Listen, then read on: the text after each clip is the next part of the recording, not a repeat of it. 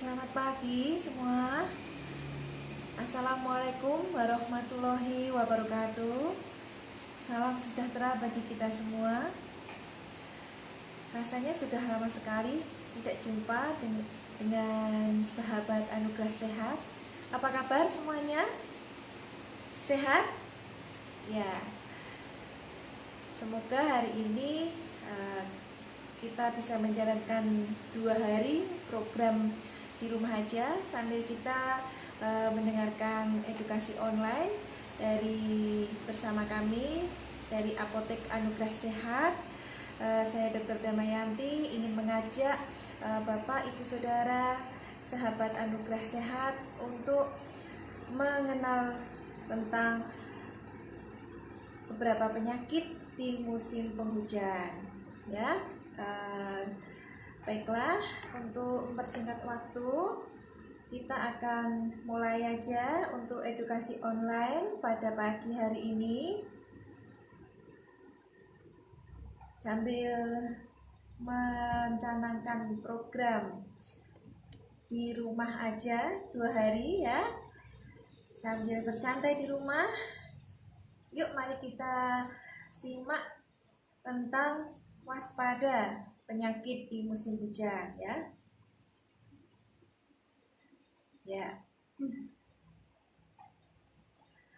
Musim hujan bisa dibilang sebagai musim yang rawan sekali dengan penyakit karena berbagai jenis bakteri, virus lebih mudah berkembang biak di musim hujan ini. Apalagi jika daya tahan tubuh Anda sedang menurun, hal tersebut akan semakin membuat Anda rentan diserang penyakit. Terima kasih untuk yang sudah hadir pada pagi hari ini, baik yang WFH, work from home, ataupun yang sedang di rumah saja. Mari kita simak edukasi online bersama Apotek Anugerah Sehat. Dan saya Dr. Damayanti ingin mengajak sahabat-sahabat untuk lebih mengenal tentang penyakit yang sering terjadi di Indonesia, terutama di musim penghujan ini ya. Tetap melakukan protokol kesehatan ya. Saya ingatkan tetap melakukan protokol kesehatan 5M sekarang ya. Memakai masker, menjaga jarak, mencuci tangan, menjauhi kerumunan, dan menghindari mobilitas jika tidak penting ya. Oke. Untuk mengenal berbagai penyakit yang biasa terjadi di musim hujan akan membuat Anda lebih waspada untuk mencegah penularannya. Lantas, apa saja ya penyakit di musim penghujan yang sering muncul? Dan bagaimana kita bisa mencegah dan mengendalikannya? Nah, saya ingin sedikit sharing ya, meskipun ini sepertinya sudah hal yang biasa, namun pada pagi hari ini saya ingin mengajak saudara sahabat Anugerah Sehat untuk mengenal lebih lanjut penyakit musim hujan itu apa saja sih yang sering dialami orang Indonesia. Pertama yang pasti yaitu influenza atau flu ya. Kemudian diare. Yang ketiga ada demam tifoid atau tipes. Kemudian demam berdarah dengue. Kemudian malaria ya, dan leptospirosis. Ya, sepertinya pagi hari ini sangat ramai sekali ya sahabat-sahabat yang melakukan gerakan di rumah aja bisa sambil menyimak edukasi online dari kami. Ya, yang ingin saya unggah pada pagi hari ini pertama yaitu influenza. Influenza atau flu yaitu penyakit musim hujan yang sering terjadi. Virus influenza ini bisa menyebar melalui batuk ya, bersin, atau dari menyentuh benda yang sudah terkontaminasi. Kemudian meski flu ini bersifat umum atau biasa bisa sembuh dengan sendirinya, Anda harus tetap waspada dengan penyakit ini. Pasalnya, beberapa orang dapat menderita komplikasi dari penyakit influenza, seperti yaitu pneumonia. Nah, yang berikutnya yang tidak asing lagi yaitu penyakit leptospirosis ya. Penyakit leptospirosis ini adalah infeksi yang disebabkan oleh bakteri berbentuk spiral yang disebut Leptospira interrogans. Ya. Penyakit musim hujan ini cukup populer di Indonesia. Biasanya dikenal sebagai penyakit kencing tikus ya. Anda bisa terkena penyakit ini apabila Anda menyentuh tanah atau air, tanah basah atau tanaman yang terkontaminasi oleh urin binatang yang terinfeksi. Ya, selain tikus, hewan apa sih yang paling sering menularkan leptospira ya? Ada sapi, babi, anjing, reptil dan hewan amfibi serta hewan pengerat lainnya. Ya. Nah, gejalanya seperti apa untuk leptospira ini ya? Leptospirosis ini gejalanya bisa demam tinggi, kemudian disertai dengan sakit kepala, mual, muntah, mata merah, menggigil ya, otot betis terasa sakit ya. Khasnya adalah otot betis terasa sakit dan sakit perut adalah gejala yang menandai penyakit ini ya. Pada kasus-kasus tertentu penyakit ini dapat menyebabkan atau komplikasinya yaitu gangguan hati, gangguan ginjal, meningitis hingga kegagalan pernafasan. Jadi saudara harus waspada dengan penyakit leptospira di musim penghujan ini.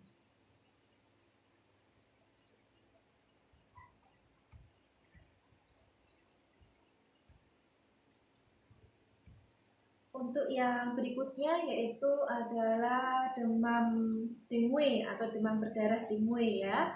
Nah, demam berdarah dengue ini disebabkan yang pembawanya adalah vektornya adalah nyamuk Aedes aegypti ya. Dimana pada saat musim penghujan ini ya sebaiknya dihindari untuk tempat-tempat yang menyebabkan timbulnya menjadi sarang nyamuk ya. Untuk demam berdarah ini gejalanya juga sama, demam tinggi ya, cuman bedanya untuk demam berdarah ini yang harus hati-hati yaitu demam ini di saat sudah tidak demam dan pasien ini menjadi lemas. Nah, ini saat-saat yang sangat membahayakan karena kondisi pasien ini sudah tidak demam tapi badannya masih lemes, tambah lemes dan tambah lemes sekali. Nah, ini harus segera dibawa ke dokter terdekat ya, ke fasilitas kesehatan terdekat. Perlu dilakukan pemeriksaan lab. Untuk pemeriksaan lab demam dengue, demam berdarah ini dilakukan pada saat panas di hari yang ketiga. Untuk panas di hari yang pertama, kedua belum bisa terlihat. Jadi untuk pemeriksaan lab dilakukan pada panas hari ketiga. Ya. Kemudian tipes juga ya, itu juga sering terjadi. Kenapa tipes ini sering terjadi? Karena mungkin pada saat musim penghujan banyak yang masih sering makan di luar, kemudian lupa cuci tangan sehingga bisa mengakibatkan demam tifoid ya. Untuk gejalanya hampir sama, semua adalah disertai dengan demam. Cuman yang membedakan nanti adalah ada gangguan pencernaan dan kemudian hasil labnya juga membedakan dengan demam-demam yang lain. Gitu. Yang berikutnya untuk ya, terima kasih untuk semua yang ikut menyaksikan, ikut hadir pada edukasi online pada pagi hari ini.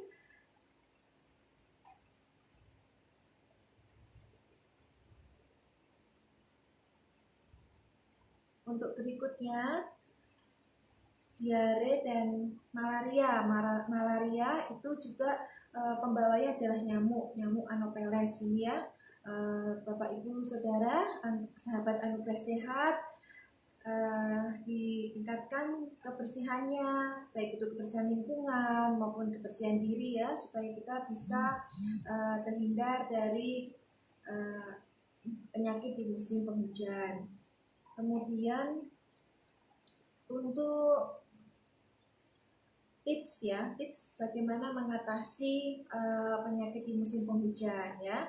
Saat Anda mengalami beberapa penyakit di musim penghujan, biasanya kebutuhan cairan Anda akan meningkat ya, terutama jika Anda merasakan demam, mengalami diare atau muntah-muntah ya, kebutuhan cairan ini akan meningkat. Apa yang harus dilakukan agar Anda tidak kekurangan cairan? Ya, pada orang dewasa normal, ini perlu dicatat ya, pada orang dewasa normal, kebutuhan cairan tubuh disarankan berkisar 2 sampai 2,5 liter per hari. Ya, jika dibagi berdasarkan jenis kelamin, maka wanita dewasa disarankan untuk minum sekitar 1,6 liter. Sedangkan pria disarankan minum untuk 2 liter tiap hari. Ini tanpa ada gangguan organ yang lain ya, dengan catatan. Kemudian cairan tubuh kita tidak hanya mengandung air, tetapi juga ion. Untuk menjaga keseimbangan ion tubuh juga penting agar metabolisme tubuh tetap optimal. Selain itu, untuk menghindari penyakit akibat kontaminasi makanan, ya biasakan pula cuci tangan ya sebelum dan sesudah melakukan aktivitas. Ya, sama seperti protokol kesehatan saat ini dalam masa-masa pandemi, salah satunya yaitu mencuci tangan. Begitu pula di dalam kita mencegah atau mengendalikan penyakit di musim penghujan, salah satunya yaitu cuci tangan, baik sebelum maupun sesudah melakukan aktivitas. Nah, pada kesempatan pagi hari ini, saya ingin mengupas sedikit lebih dalam tentang diare ya Bapak Ibu, saudara-saudara Anugerah Sehat. Karena kenapa? Karena kasus diare di masa musim penghujan ini cukup tinggi ya. Nah, diare ini sepertinya hal yang sepele, hal yang ringan ya. Namun di sini Bapak Ibu dan Saudara semua harus mengetahuinya ya, harus mengetahui lebih dalam lagi. Diare atau mencret ya yang sering disebut-sebut itu adalah buang air besar yang sering ya dikatakan diare itu jika frekuensi untuk buang air besarnya lebih dari 3 kali sehari ya, disertai dengan ada perubahan dari konsistensinya ya, ada cair, lembek begitu. Nah, itu sudah masuk di klasifikasi diare ya. Diare itu BAB yang lebih dari 3 kali dalam sehari ya. Dan ada perubahan dari konsistensi, yaitu bisa cair, bisa lembek. Kalau hanya 2 kali belum bisa dibilang diare ya. Diare itu yang dikatakan diare adalah BAB yang lebih dari 3 kali sehari, lebih dari 3 kali, dan tinjanya itu konsistensinya sudah berubah ya, bisa lebih lembek dan banyak cairan. Nah, itu dianggap tidak normal. Nah, apa saja sih penyebab diare? Penyebab diare itu bermacam-macam ya Bapak Ibu. Salah satunya adalah virus ya, kemudian kuman atau bakteri, kemudian parasit ya, kemudian susu yang tidak cocok itu juga bisa menyebabkan diare pada bayi ya, dan yang berikutnya iritasi pada saluran cerna ya, apabila pencernaan kita terutama lambung ya, lambung kita terjadi iritasi, itu juga bisa menyebabkan diare ya. Iritasi ini bisa dari makanan, bisa dari cuaca ya, bisa dari pola lifestyle yang pola hidup yang tidak sehat, itu bisa mengakibatkan iritasi di lambung ya. Dan satu lagi yaitu pikiran ya, cemas, tegang, panik ya, itu juga akan mengakibatkan perubahan asam lambung ya, meningkatkan asam lambung sehingga mengiritasi asam lambung dan mengakibatkan diare ya. Nah, berikutnya adalah hal-hal apa saja yang dapat menimbulkan diare ya. Tadi sudah sedikit kita bahas, yaitu makan tanpa cuci tangan ya. Makan tanpa cuci tangan yang bersih, minum air mentah pasti ya bisa bikin diare. Makan makanan yang dihinggapi lalat ya. Kemudian buang air besar di sembarang tempat dan lingkungan rumah yang kumuh dan kotor ya. Dan juga yang terpenting yaitu pemberian makanan tambahan ASI yang terlalu dini pada bayi itu juga bisa menyebabkan diare ya. Nah, ada beberapa pendapat atau anggapan ya tentang diare. Bagaimana ini menurut saudara sahabat Anugerah Sehat? Apakah ini benar? Mencret atau diare adalah tanda bahwa anak akan bertambah besar ya. Pasti banyak yang dengar pendapat seperti itu ya. Yang kedua, mencret atau diare ini tanda bahwa anak akan tumbuh gigi ya. Pasti juga pernah dengar ya. Kemudian mencret atau diare ini tanda bahwa anak akan segera bisa berjalan. Nah ya, jadi Bapak Ibu harus waspada ya. Ada satu lagi, mencret itu karena ada roh jahat di dalamnya ya. Ini juga ada yang berpendapat seperti itu ya. Semuanya itu tidak benar ya Bapak Ibu.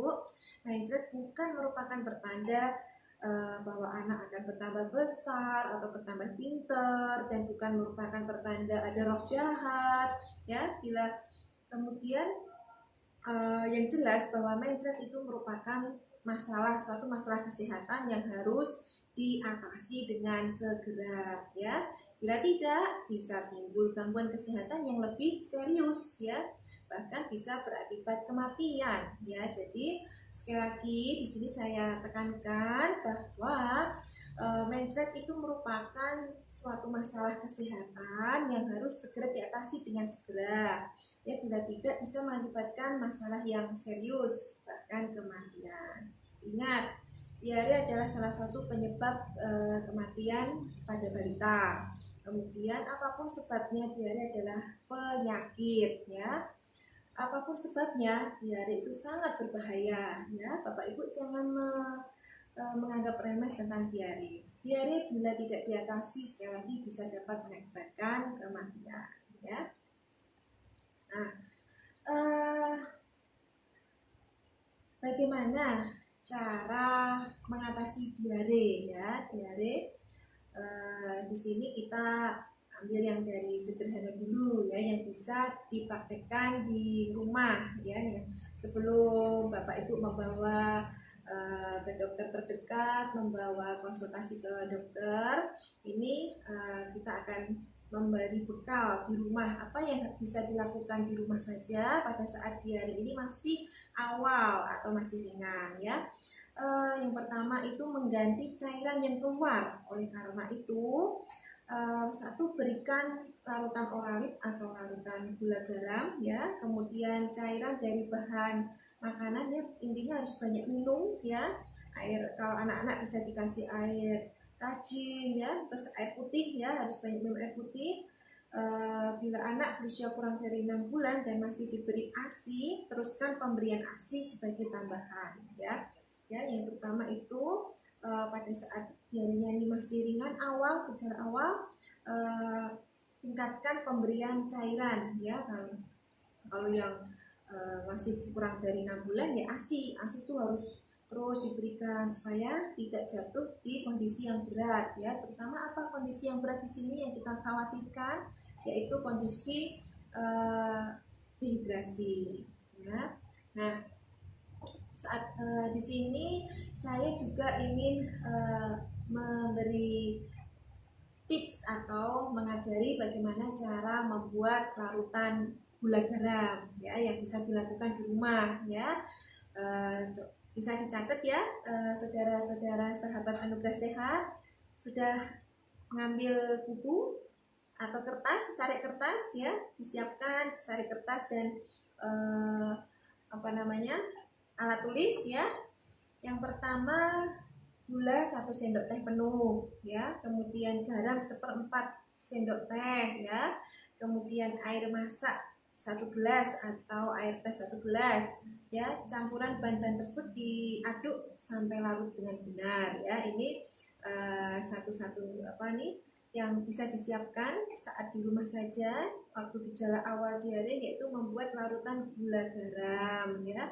Saya ulang lagi ya, apa yang disiapkan, yaitu 1 gula 1 sendok teh penuh ya, kemudian garam 1/4 sendok teh ya, kemudian air masak 1 gelas ya, dan campuran bahan-bahan tersebut diaduk sampai rata ya. Kemudian bagi cara membuat oralit ya, membuat larutan oralit itu, bubuk oralit 1 bungkus ya, dilarutkan ke dalam 1 gelas air masak. Aduk sampai semua bubuk itu larut dan bisa diminum apabila diare itu masih awal dan bisa dilakukan di rumah ya. Kalau larutan oralit, Bapak Ibu Saudara, bisa didapatkan di apotek terdekat ya. Di apotek terdekat pasti ada dan tersedia oralit ya. Di apotek Anugerah Sehat juga sudah ada oralit ya. Kemudian ya, ini yang penting lagi, yaitu untuk saudara sahabat Anugerah Sehat yang masih punya anak di bawah 5 tahun atau balita yang masih minum ASI ya. Ini berikan ASI lebih sering dari biasanya ya. Bila tidak minum ASI, berikan susu yang biasa diminum. Kemudian bila anak berumur 6 bulan atau lebih dan atau sudah mendapatkan makanan padat, berikan juga tepung pagi-pagian atau makanan dari tepung lainnya yang dicampur dengan kacang-kacangan, sayuran, daging atau ikan, dan ditambah sedikit minyak ya. Sari buah segar atau pisang yang dihaluskan, ini makan yang harus dibuat, dimasak atau ditunggu dan dihaluskan dengan baik. Ini untuk yang 6 bulan ke atas. Berikan makanan sedikit demi sedikit tapi sering ya, paling kurang 6 kali sehari. Ini untuk yang baru mendapatkan makanan pendamping ASI ya. Anak diberi makan dengan jumlah yang lebih banyak setiap hari selama 2 minggu setelah diare itu berhenti ya. Setelah diare itu berhenti, jangan langsung menyetop makanan atau langsung tidak memperhatikan si anak tadi, tapi ditunggu sampai 2 minggu setelah diare, tetap diberi jumlah makanan yang lebih banyak setiap harinya ya. Bila tidak diberikan oleh petugas kesehatan, jangan berikan obat-obatan ya. Jadi ini tadi untuk bayi ya, untuk bayi anak yang 6 bulan ke atas, jangan sekali-sekali memberikan obat-obatan diare dengan sendiri ya, tanpa konsultasi dengan dokter atau petugas kesehatan yang lainnya. Nah, segera bawa ke dokter atau ke puskesmas jika ditemukan salah satu tanda di bawah ini pada bayi atau anak jika diare ya. Pertama, dalam 3 hari diare tidak membaik ya. Kemudian tinja yang cair keluar amat sering ya. Jadi diarenya ini cair sekali ya, konsistensinya ini cairannya terlalu banyak ya, dan masih sering keluar. Nah, ini harus segera dibawa ke dokter ya. Disertai dengan muntah ya. Disertai dengan muntah, ini juga harus segera dibawa ke dokter terdekat. Kemudian anak kelihatan tampak haus, tidak mau makan atau minum seperti biasanya. Kemudian ada demam ya, dan apalagi ada darah di dalam tinja. Kemudian anak terlihat sangat lemah ya, dan didapati 1 atau lebih tanda-tanda dehidrasi. Ini harus segera dibawa ke puskesmas rawat inap atau ke rumah sakit kalau sudah didapatkan tanda-tanda dehidrasi ya. Nah, Sebelum menginjak ke materi berikutnya tentang dehidrasi, saya ingin menyapa yang sudah hadir di acara edukasi online kami pada pagi hari ini ya. Ada Bapak Sutarjan, selamat datang. Terima kasih sudah hadir di edukasi online kami. Ibu Lisanias Sumirah, terima kasih Ibu Mirah. Kemudian Ibu Lydia Tri Kurniawati, Ibu Rukmanasari, terima kasih. Ibu Rinda, halo. Ibu Vera, terima kasih yang sudah menonton edukasi online kami. Halo Ibu Nita, apa kabar? Ibu Ati, terima kasih.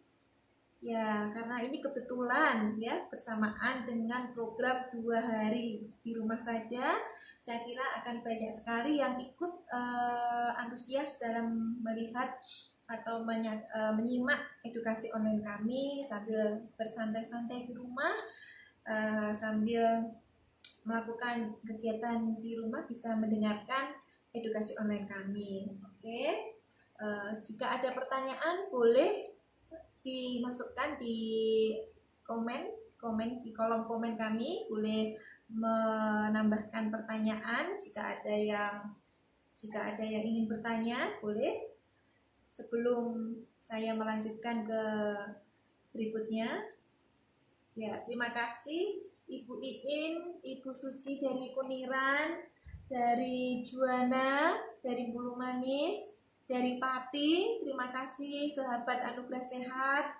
Semoga edukasi online pada pagi ini bisa menjadi berkat untuk masyarakat di Juana, Kuniran, Bulu Manis dan sekitarnya. Ya, untuk Yane, Ola, ya Ola, ya selamat bergabung di edukasi online kami pada pagi ini. Di luar sana sedang hujan, jadi tetap di rumah saja ya.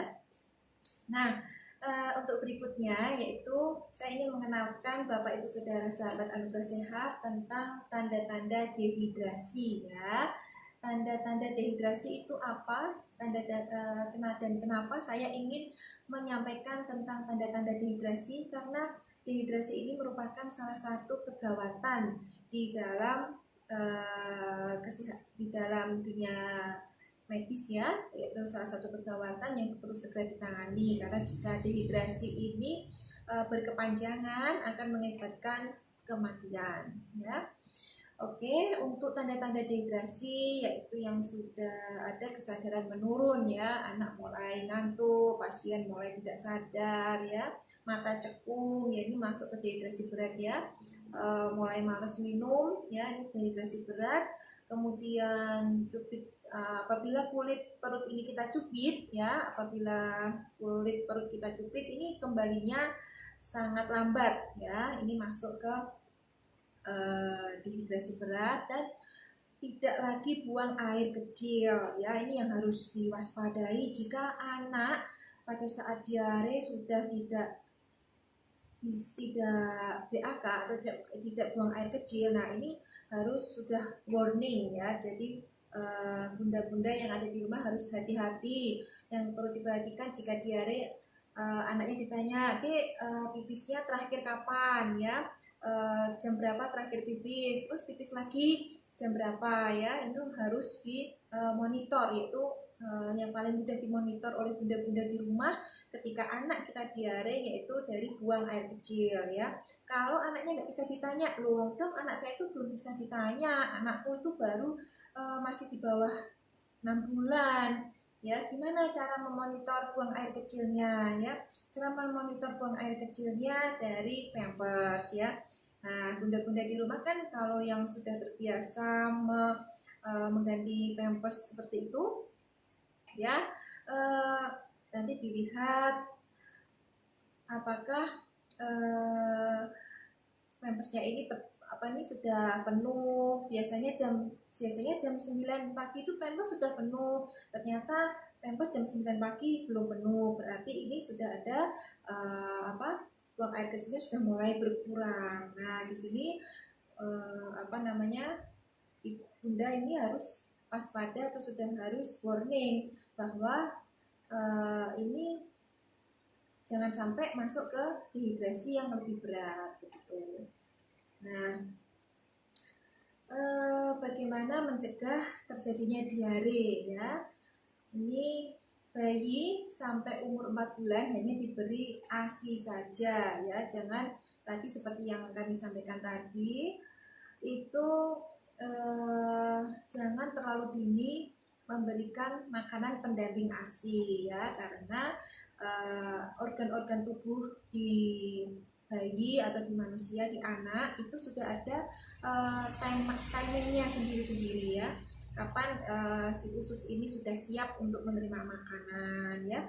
Jadi jangan dipaksakan, oh ini anakku berat badannya nggak naik-naik kok dok, maksud cuma ASI aja, nanti bagaimana? Enggak, jangan terlalu terburu-buru memberikan makanan pendamping ASI untuk anak-anak yang masih usia kurang dari 6 bulan ya. Diusahakan ASI eksklusif ya, atau jika ASINya tidak maksimal ya boleh dengan susu formula ya. Kemudian jangan lupa untuk selalu merebus dahulu botol susu dan dot sebelum diberikan kepada bayi ya. Kalau sekarang mungkin sudah banyak dijual di toko baby shop ya, yaitu alat steril botol ya. Jadi mungkin bunda-bunda di rumah lebih mudah untuk melakukan penyesterilan botol ya. Kemudian cuci tangan dengan sabun sebelum dan sesudah melakukan kegiatan, ini juga kunci utama ya.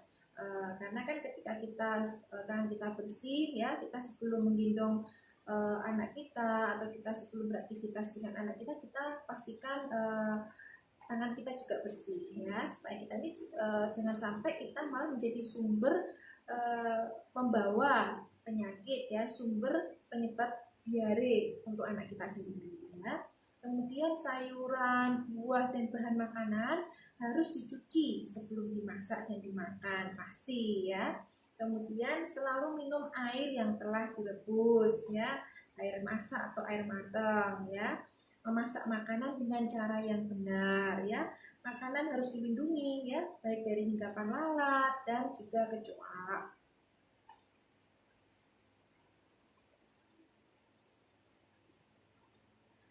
Ya, oke. Untuk diare saya kira beberapa hal penting sudah kami sampaikan. Mungkin ada yang ingin bertanya terkait diare atau terkait penyakit umum lainnya yang akibat musim penghujan ini.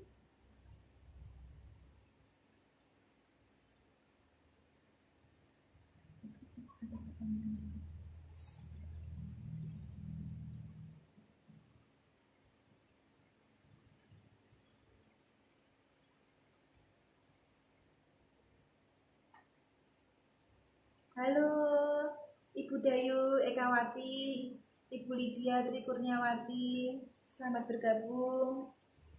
Kok gelap?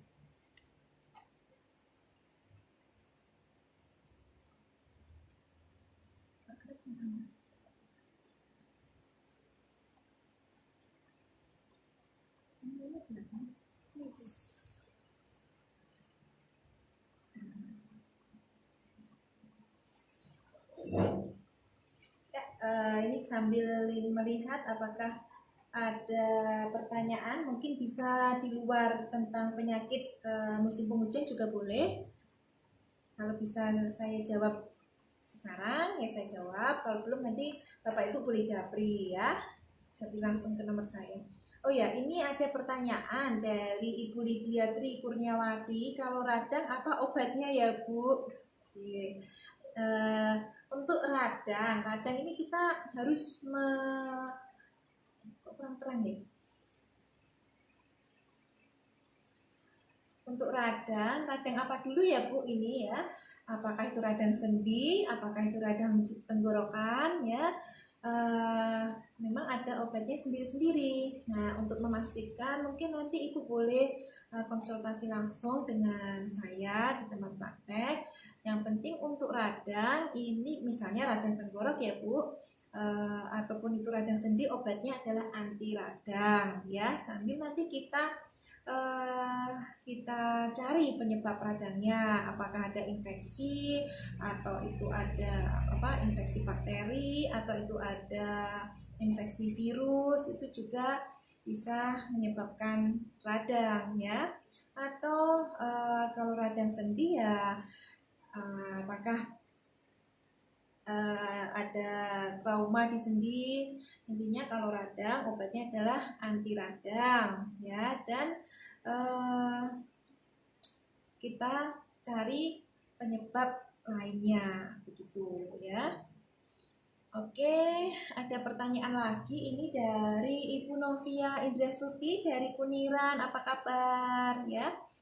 Ya, di sini untuk oralit yang sediaan jadi biasanya kan ada variasi rasa buah dok, dan biasanya jeruk agak asam. Apakah direkomendasikan untuk anak-anak apabila anak tersebut diare yang disertai muntah? Oke, terima kasih, pertanyaan yang sangat bagus sekali ya.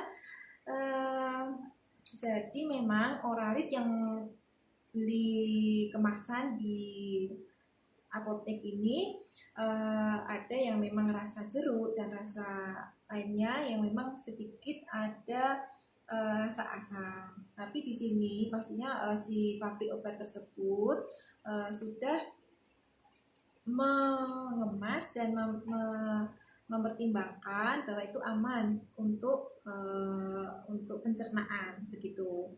Jadi dan di situ juga sudah ada bagaimana cara pemakaiannya. Saya kira untuk tingkat keasaman yang di oralit itu tidak seasam kalau kita mungkin makan buah jeruk yang kecut kayak gitu ya, karena tingkat keasamannya ini pasti kadarnya sudah istilahnya sudah disiapkan yang cocok untuk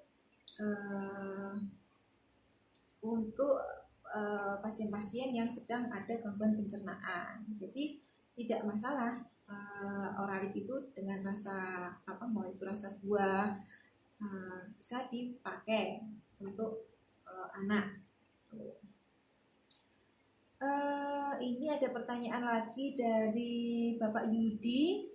Indra perasa dan penciuman gak bisa merasakan, obatnya apa ya dok? Nah ini ya, pertanyaan ini memang pertanyaan yang sekarang sedang ngehit di masa pandemi COVID-19 ya. Kenapa? Bapak Yudi, terima kasih atas pertanyaannya. Indra perasa dan penciuman ini akan membaik dengan sendirinya, akan bisa membaik dengan sendirinya ya. Kita akan mengobati gejala-gejala penyerta yang lainnya ya. Untuk indera perasa dengan indera penciuman ini lambat laun ya, ketika tubuh ini, daya tahan tubuh kita menjadi lebih baik, imunitas kita naik ya, dan indera perasa dan indera penciuman tersebut akan membaik dengan sendirinya. Kalau sejauh ini untuk pasien-pasien saya yang dengan gejala tersebut ya, dengan indera perasa dan indera penciuman, itu hanya kita lakukan pengontrolan saja ya. Kita akan menanyakan ada gejala lainnya ya. Biasanya pasti disertai ada gejala seperti gangguan pencernaan ya, perutnya terasa sebah, kemudian lidahnya pahit, nafsu makan turun. Nah, hal-hal itu yang akan kita bantu dengan obat-obatan. Kalau untuk memberikan obat indera perasa, untuk indera penciuman yang khusus untuk tersebut tidak ada ya. Indera perasa dan indera penciuman akan sembuh dengan sendirinya setelah daya tahan tubuh kita ini membaik begitu. Yang kita obati yaitu gejala-gejala penyertanya ya, nafsu makan turun, mual seperti itu ya. Atau batuk ya, untuk gejala COVID saat ini kan memang sangat luas sekali ya. Selain batuk, sesak nafas ya, ada juga pencernaan, vertigo. Nah, gejala-gejala tersebut yang kita beri obat begitu. Terima kasih. Mungkin ada yang lain yang ingin bertanya? Mungkin yang belum saya sapa, belum sempat saya sapa, saya ucapkan terima kasih ya sudah ikut bergabung di acara edukasi online kami bersama tim Anugerah Sehat, baik Kuniran dan Bulu Manis, ya, Juwana, Pati dan sekitarnya. Terima kasih sudah hadir. Ada pertanyaan lagi dari Ibu Dewi Harum Ningsih ya. Ini Bu Dewi ini juga punya anak balita ya. Apakah demam merupakan salah satu tanda dehidrasi pada anak diare, Dok? Oke ya. Terima kasih, pertanyaan yang sangat bagus sekali ya. Dehidrasi ini diklasifikasikan ada 3 ya, ada ringan, sedang dan berat ya. Untuk demam itu bukan salah satu gejala yang spesifik. Oh, kalau demam itu dehidrasi, pasti bukan. Semua misalnya anak diare pasti akan ada keluhan di badan, akan terasa demam, itu pasti ya. Dan itu bukan salah satu utama yang menyebutkan itu nanti pasien masuk ke dehidrasi ya, tapi memang sudah ada merupakan gejala, maksud tanda-tanda yang harus diwaspadai. Jika anak itu demam, kita harus cari yang lain, gimana diarinya sudah berapa kali sehari, kemudian muntah apa tidak, masih mau minum apa tidak. Nah, kencingnya tadi ya, kencingnya itu masih normal apa tidak ya, kencingnya masih normal apa tidak. Nah, itu yang perlu kita gali lagi, tidak hanya demam saja, tapi kita harus mencari gejala lainnya yang mendukung ke arah dehidrasi, begitu. Terutama ya tadi untuk kencingnya apakah masih normal atau tidak. Nah, kalau kencingnya sudah tidak normal, nah itu yang harus diwaspadai dan harus ada tambahan cairan seperti cairan infus seperti itu. Ada pertanyaan lagi dari Mbak Rinda Widya, Mbak Rinda Widya dari Kuniran juga ya. Asupan makanan yang cocok untuk anak-anak diare apa ya, Dok? Ya, tadi beberapa sempat saya sampaikan untuk asupan diare ya pada anak-anak diare itu apa. Kalau untuk anak balita ya atau bawah 5 tahun tuh tetap ASI ya, ASI harus tetap ditingkatkan ya. Kemudian untuk anak yang umurnya 1 tahun yang sudah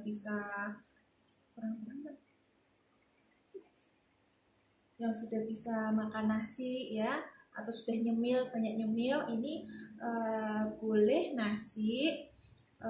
boleh makan nasi ya, tidak harus bubur ya, boleh makan nasi. Cuman di sini kombinasinya kalau saya mengedukasi pasien pada saat diare itu lebih baik di sayur buah dihindari dulu. Karena apa? Karena pada saat diare ini ada gangguan pencernaan. Jadi kalau dengan adanya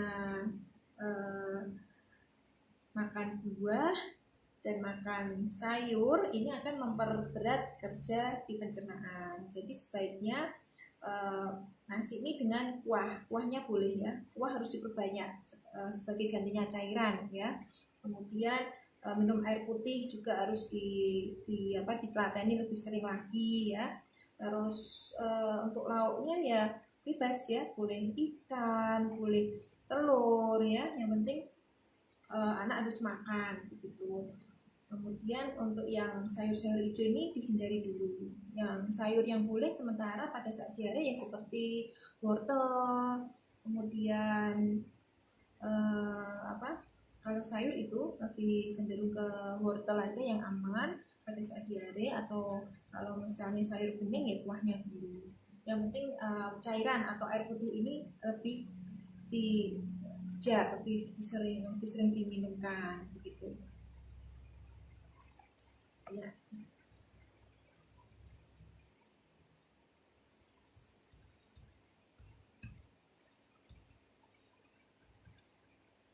Ya, selamat datang Bapak Yafet. Terima kasih sudah bergabung di edukasi online kami.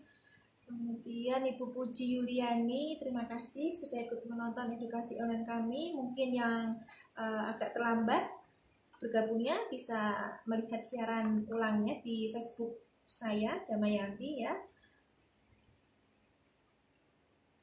Ada lagi.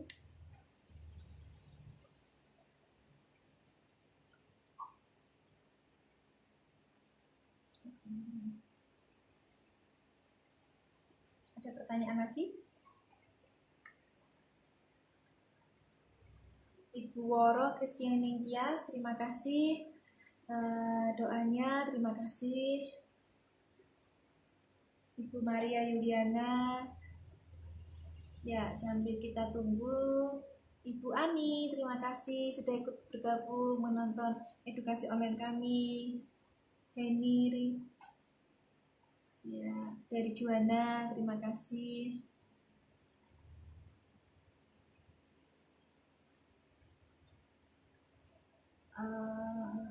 Ya ini ada pertanyaan satu hampir ketinggalan, kenapa buang air kecil kok putih ya dok? Oke. Memang untuk buang air kecil ini yang bagus memang warnanya yang putih jernih bening ya. Berarti kalau itu menandakan bahwa asupan atau cairan yang diminum cukup ya. Karena pada saat kita kurang minum atau cairan yang kita minum kurang, itu BAK atau buang air kecil kita ini akan menjadi keruh, warnanya lebih kuning keruh. Nah itu yang kurang bagus. Kalau buang air kecil atau BAK kita ini warnanya putih jernih, itu yang sehat, begitu Pak. Halo Ahmad Saifuddin, Dokter Jamal, terima kasih ikut menonton edukasi online kami.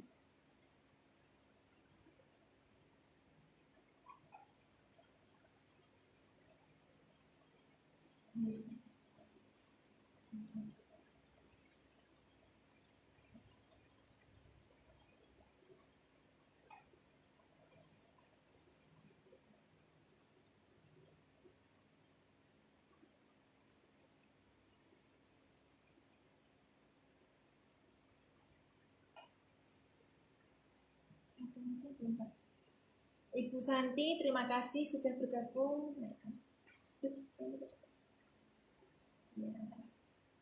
Mbak Ina, Mbak Kun dari Pabrik Es ya, terima kasih sudah bergabung. Dari Salon Patty ya, terima kasih sudah ikut bergabung di edukasi online kami. Sepertinya memang cukup banyak. Graciela Ella, Floren Abigail, terima kasih.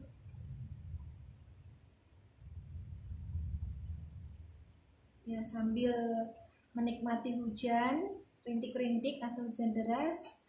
Ada yang ingin bertanya mungkin di luar dari diare atau di luar dari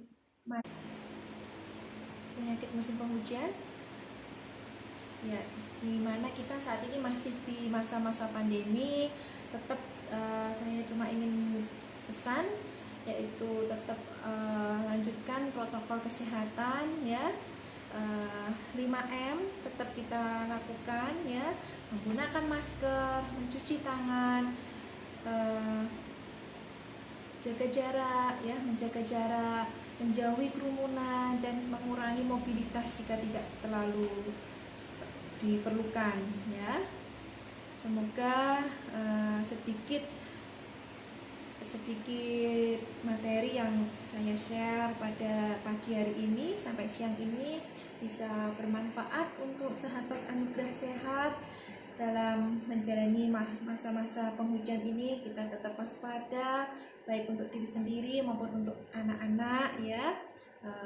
Cuci tangan adalah kunci utama, salah satu kunci utama di dalam mencegah dan mengendalikan segala macam penyakit ya. Cuci tangan, jaga jarak, pakai masker, dan hindari kerumunan, dan menghindari mobilitas, mengurangi mobilitas jika tidak diperlukan. Oke, saya kira cukup. untuk edukasi online pada hari ini. Semoga bisa bermanfaat. Selamat siang. Assalamualaikum warahmatullahi wabarakatuh.